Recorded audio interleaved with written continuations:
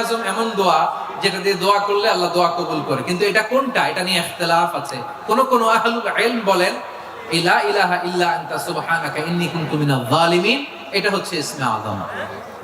সাইয়েদনা ইউনূস আলাইহিস সালাম পড়েছেন, আপনারা পড়েননি? তুফান হলে পড়েন না? আমাদের এলাকায় তো এটা খুব, এটার উপর ব্যাপক আমল আছে। পটুয়াখালীতে কি অবস্থা বলেন? পড়েন পড়েন পড়েন পড়েন।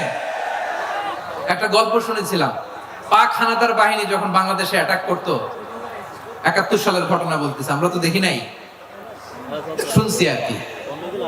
৭১ যদি দেখতাম এতদিনে রাজাকার হয়ে যেতাম। আল্লাহ আমাদেরকে বাঁচাই দিয়েছে, আল্লাহর মেহেরবানি, ঠিক কিনা বলেন?